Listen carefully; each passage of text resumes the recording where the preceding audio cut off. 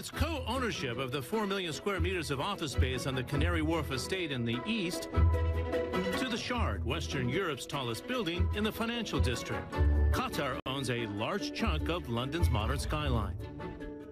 But his portfolio extends to fabled British institutions as well, such as Harrods, which it bought back in 2010 for a reported $2.3 billion, adding the high-end Claridge's Hotel to its luxury collection of boutique hotels right here in London.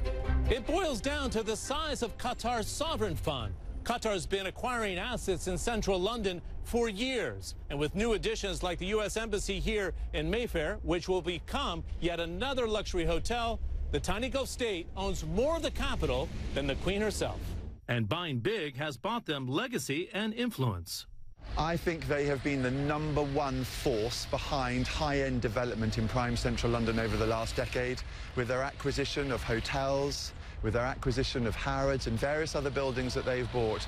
I think that they have driven the London property market forward, and I think they've changed the landscape of what is possible and what can be achieved. After 2 decades of exporting gas, Qatar has built a $335 billion war chest, allowing the former emir, Sheikh Hamad Al Thani, and former Prime Minister Hamad bin Jassim Al Thani to embark on grand plans that went well beyond property.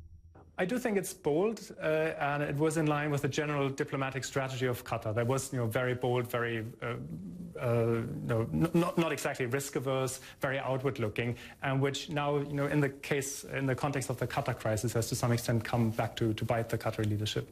Qatar has promised to invest over $6 billion in the UK and $10 billion in the US, doing so with high-profile press conferences on both sides of the pond. But with a diplomatic row, lower gas prices, and the Football World Cup to prepare for, Qatar may be forced to rethink its priorities. How much of that they can actually do, how much money they actually have to deploy, given that the boycott increases their costs at home, is a different question. It is a multi-billion-dollar question that can't be answered just yet, as Qatar ponders whether this boycott dents its grand designs abroad.